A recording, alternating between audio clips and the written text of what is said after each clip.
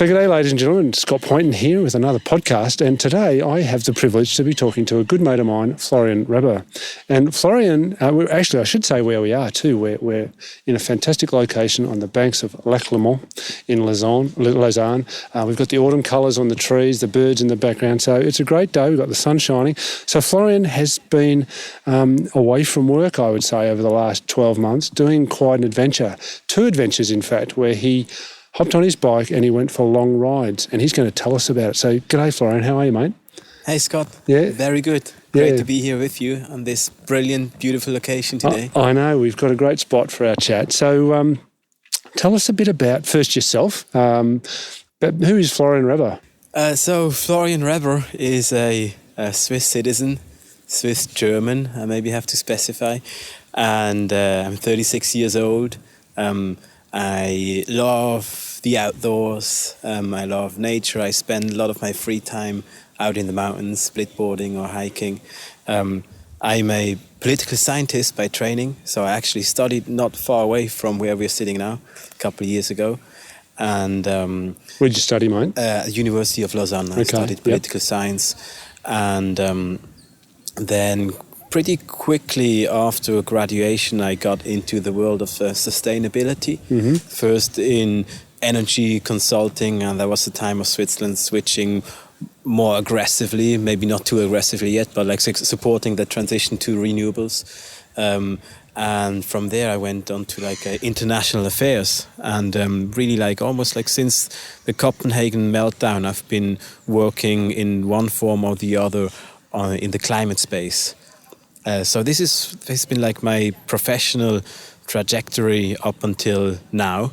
And at some point, actually almost on the day, a year ago, I quit my last office job, and I was embarking on this adventure that you have mentioned, to really combine my love for the outdoors with my professional experience in climate and sustainability. Yeah, so you've done these 2 quite amazing rides, and just give us a framework for both of them, mate. The big picture, the first one, you traversed the Alps, and tell us about that, and then just give us a heads up on your most recent journey. You've just back from 3 weeks from the US, is that right? That's right, exactly. Yeah. So tell us about the first one, and when did you do it? This was summer last year, wasn't it? Or it was actually. When was it, mate? I started really on the day. Really? A year ago, it was my first day on the bike, or yesterday, a year ago. Okay, actually, so a big celebration. Precise. So it was late autumn. I started in Trieste in Italy, then did a loop over Slovenia, back into the Italian Alps, through Switzerland, down to France, all the way to Nice at the coast. Cannes, actually. I ended in Cannes. So it was end of August, and summer last year in the Alps was marked by this heat wave we've had. So it was right from the start, everybody was talking about the weather and the climate also. So that really was that kind of framed the whole journey from the beginning. And it only continued being framed by weather, because 10 days into the ride, there was this big storm Vaya that hit the Alps. The whole storm cycle happened over only 3 or 4 days. First, so at that time I was in northern Italy. First, it was a big phone storm, so wind coming from the north, going south over the Alps, and in this warm winds in northern part of Italy. After the dry summer, the forests were very dry, so there was already maybe a latent risk of forest fires. And so with the storm, lightning struck somewhere in the forest, and because of those strong winds, it ended up being one of Italy's biggest forest fire in recent history. And then just a couple of days later, the big rains came, actually just 2 days later. So we went from warm winds, forest fire, to floodings. I mean, I was cycling, I wasn't far away from the hotspot of the storm, but I wasn't personally impacted by it. Right. It was just meant that it was raining very heavily where I was. But the landscape was heavily impacted by it. I mean, there were 14 million trees that got raised in Italy alone, including the famous Stradivari forest, still one of the best tonewood forests in the world. Now it takes 100 years to regrow those trees now, and lots of inundations, floodings. It was. People, I remember, called it like a real, type of catastrophe that was never seen like this. Never seen before. Yeah. So, in a way, like I was, my main objective really with that bike ride was to, as I said, like combine my professional experience with my passion of being outdoors and go talk with people about how climate change is impacting their lives. And in a way, I was almost like lucky when I did it. I mean, you're ostensibly going to look at what was happening with the glaciers and these things in the high country. Was that part of it?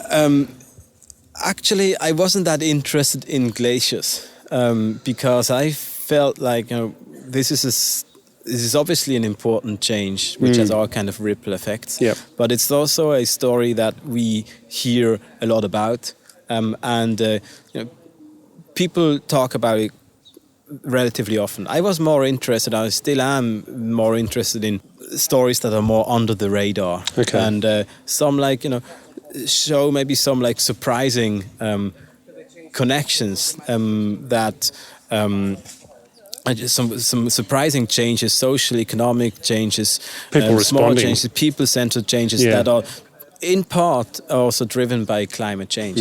And there are those, of course, also linked to the major melting of glaciers, of course. Right. But I was really more interested in those maybe more unreported stories. Yeah. And 10 days into your journey came this storm. Exactly. Which really gave you face-to-face real view of what was going on up there. Absolutely. And that felt very real. I remember when I was in Switzerland already, and I went through that part of Switzerland that got hit most strongly by that storm, up in Graubünden in the eastern part of the Swiss Alps. There was many villages there. They use the forest to protect themselves against avalanches and rockfalls, landslides, and one part where the storm hit strongest, they lost 20,000 trees of their protective forest. Now that forest is gone. Just blown over. Blown over. Yeah. And the trees on the ground, they still have a protective function while they're on the ground, but they will have to be taken away because if you leave them on the ground, there is a risk for insect infestations with the bark beetle in particular. So the risk situation faced by this village is now a different one. Yeah. And they've got to respond. Okay, so along the way you did a lot of interviews with people that you met as well. Just give us a quick précis of some of those, mate, and what were the things that you found in talking to people? This, again, on the Alps ride, we'll come to the US one in a second. In the Alps. So I talked with an employee of the Triglav National Park in Slovenia. I talked with an author and an intellectual in Italy who has himself traveled extensively in the Alps and the Apennine. Foresters, farmers, mountain guides, climate scientists, and some athletes. People like that, yeah. We'll put the link to your stories. These great blogs that you wrote about your interviews. I'll put the link to that. What is it, mate? Tales of Change, right? .earth. Now, and what was what was your conclusion after the ride when you got down to Cairns and you got off your bike? What was your sense of what you'd seen, what you'd discovered through your interviews? What was your feeling? Well, first I was really glad to see the sea. Yeah, I can imagine. Yeah.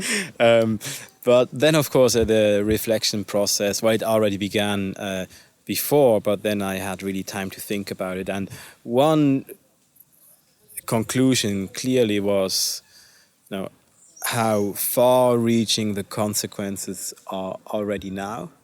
And in some way, how easy it is to see them if one opens his or her eyes. And if you go into those landscapes where you see nature changing, you don't see it living in a city. So it's quite impressive to see that, and especially, of course, after a year like a summer like 2018, which was again like so warm, so dry, something, which is, that trend will just continue. So, yeah, and it has in 2019. Exactly, this year was similar. So that was just like seeing the impacts, but also then, sometimes also frankly hearing some like positive stories and possibilities to adapt to the new situation. It's not all doom and gloom all the time. And of course we are in Switzerland here, a country which has a lot of like means, financial, political, to address the challenge. There are places that are much affected in very different ways than Switzerland are. Right. So the ability to adapt to this new situation is obviously quite high here compared to other places. But so interestingly enough, like during the last week of my ride, that was precisely the time when the protests of the yellow vests emerged in France. Yep. Which, as when we remember, the last drop in the bucket was that the government in Paris wanted to increase like the fuel tax in a way which would not distribute this income to the people, but it was like to go into the pocket of the government. And people, after like 30 years of more or less like losing out, were really like frustrated with that kind of policies. Of course, you can also like look at it as a climate policy, but my conclusion and the conclusion of many others, of course, was that if we want to address the climate crisis, which we have to do, we also have to do it in a way which is socially just, right? And inclusive. And inclusive. We need to talk to people. Exactly. And understand, because they did dress up that fuel tax as being driven by trying to reduce the use of fossil fuels. The money went into the government's pocket. It wasn't clear what was going to happen to that money. And people hit the streets. And for a long time, it was a real problem. And still are. And so, yeah, I mean, that was a conclusion I drew as well, that great to think that you're doing something, but do it talking to people and work out with people what a sensible approach might be. And they might have still ended up with a fuel tax. It might have been higher, it might have been lower, but they might have been applied in a way that didn't damage people's lives and led to the outcome we wanted. Yes, I mean, there is a thing called like an incentive tax where you redistribute those tax incomes and give back to people as a way to like change behaviors. Right. So those instruments exist. Yeah. They are being applied elsewhere, right?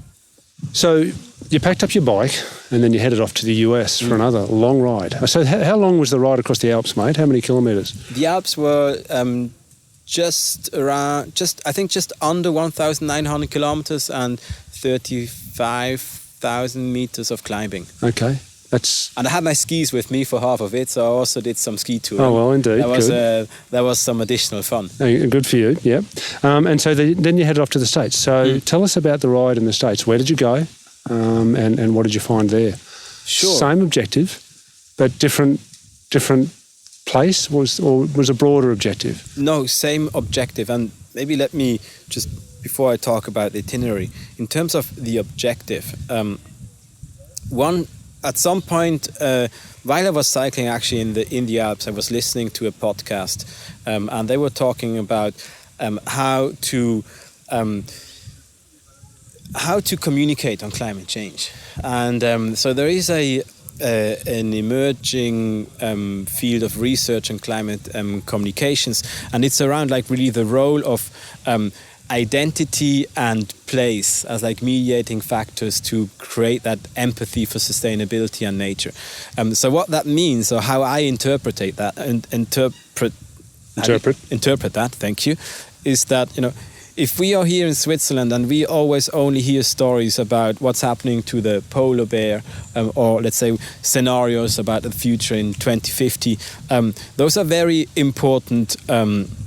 In terms of the polar bear, for example, it's like a fact, right? And scenarios are very important tools for governments and policymakers, decision makers. But to the normal people in the street, they can't really identify. Can't relate to it. Can't relate to it. So I was really looking with both those trips to like share stories from a landscape that like my audience can identify with and that are happening now in the present. Yep. So here in Switzerland, we are an alpine nation. We love the mountains, and we identify with it. So that was kind of focusing on what's happening like in that ecosystem, in that landscape.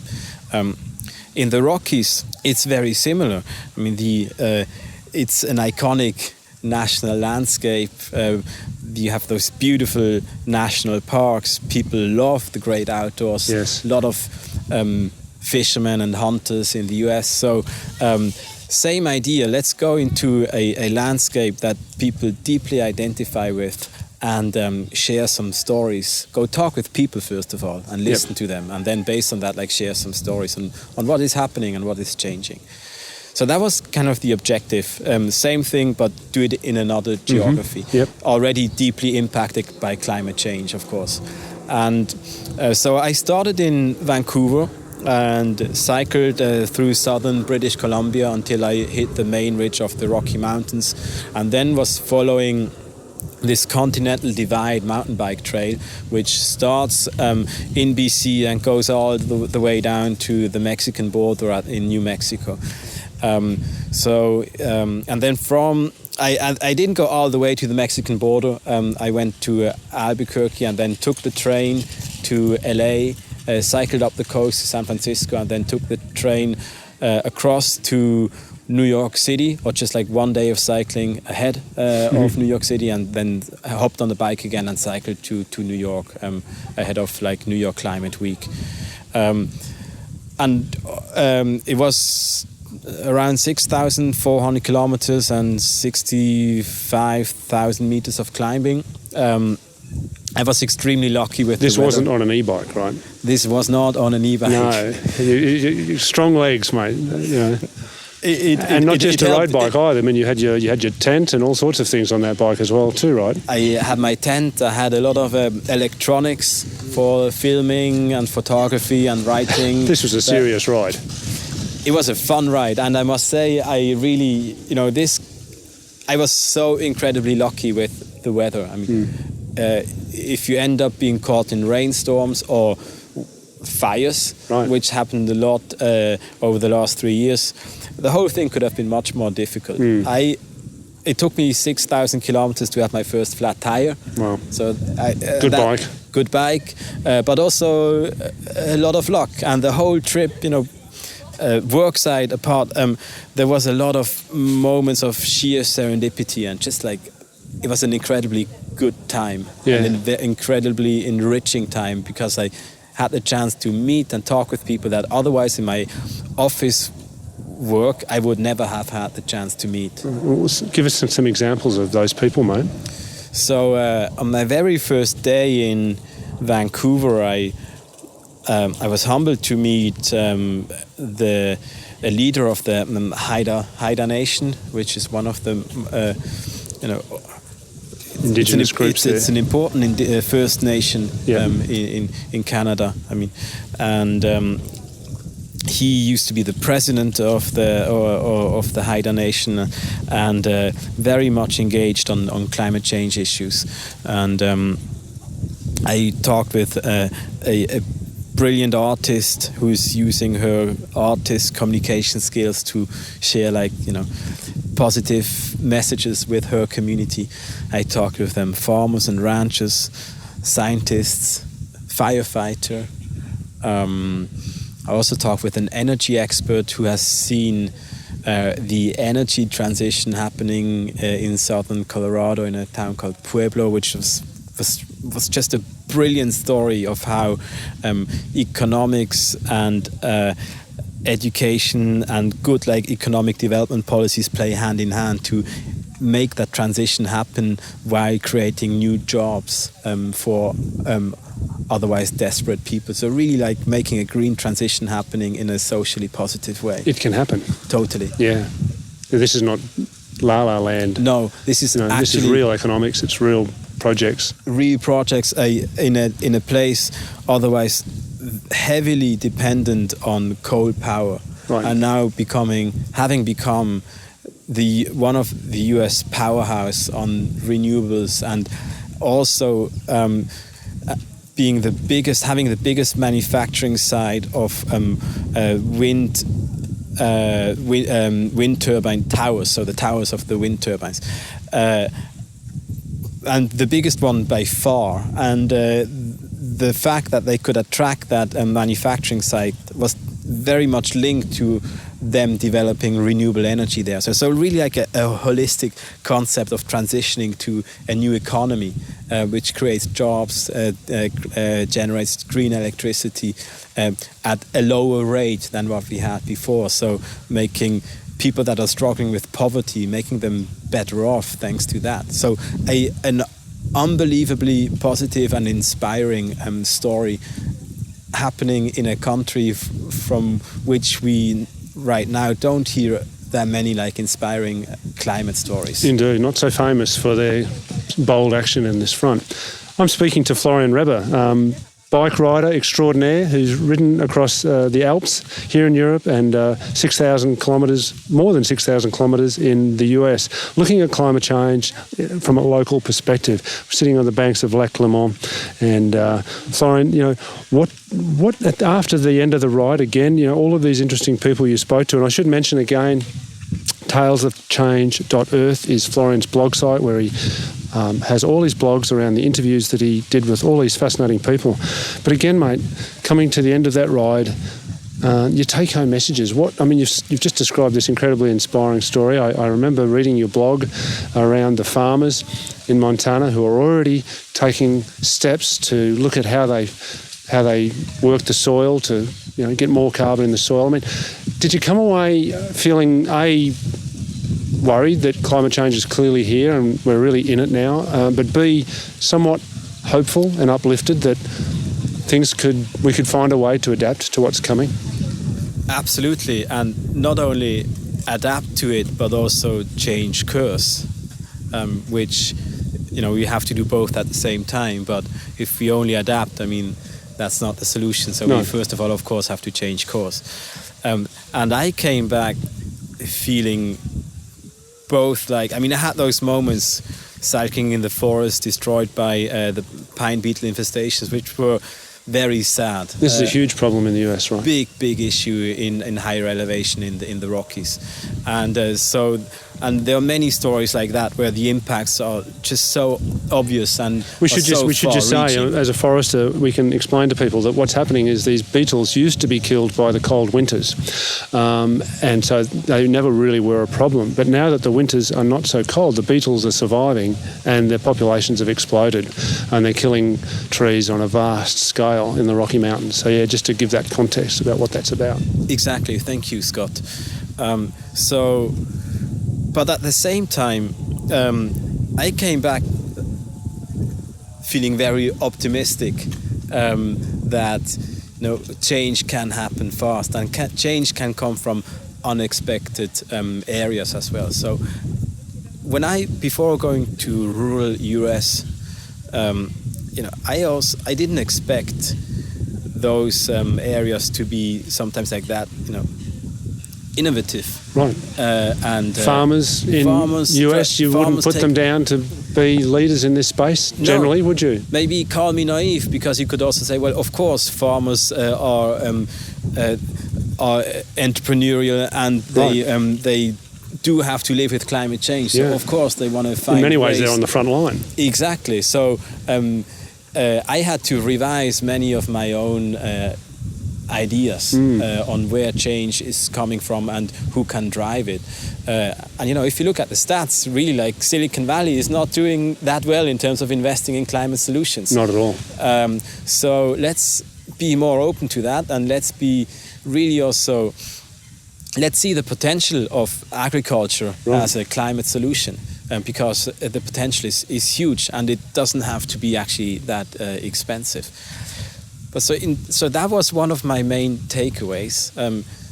Let's look for sure beyond Silicon Valley, and let's embrace those type of nature-based climate solutions that do exist and that are scalable, like regenerative agriculture, working on soil health, restorational grazing in the ranching sector.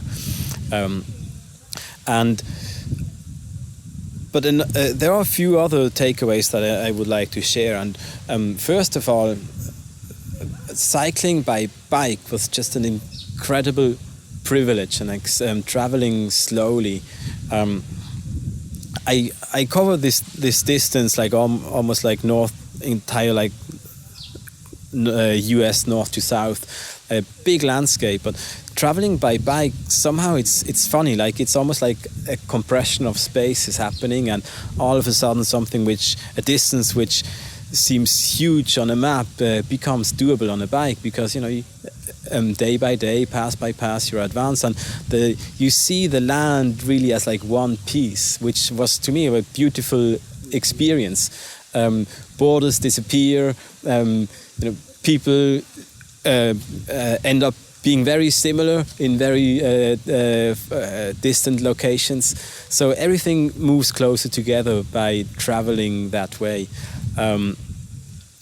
I also reflected quite a bit on the role of education, particularly now with situations linked to wildfires in the US, and that's based on a conversation I've had with a firefighter who was really struggling. They are really struggling with more people moving into the intermix out of the city, into the urban wildlife intermix, and exposing themselves to the increased wildfire risk. And sometimes not being fully aware of it. Yeah. And they just see a beautiful house in the forest. They think this is magnificent. It's a Same dream in Australia. It's a dream for many people, but the reality now is a different one. And so education is obviously a very important aspect of living with climate change. It's a new reality, so we have to educate ourselves. Right.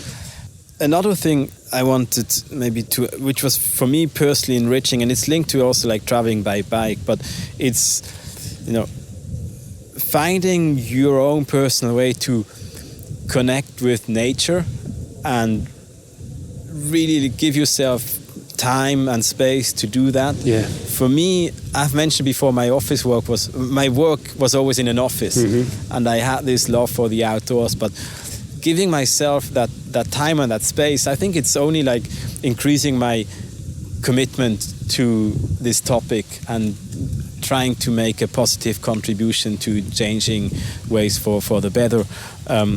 And I would just encourage anybody to think about, well, how do I connect with nature? What is a connection that I can find through sports, through arts, through whatever? But nowadays, I think many of humanity, have always ever lived in human-made environments, as a Gujarat, the indigenous leader I've met in BC, has told me, which I think is very true. And if you think about that, then you have almost zero real connection to the land. You might go to a resort on holidays and enjoy it superficially, but finding a deeper way to really connect with nature and having that empathy for it, I think that's important if we want to protect what we have to protect, and it's deeply fulfilling personally as well. So there is a spiritual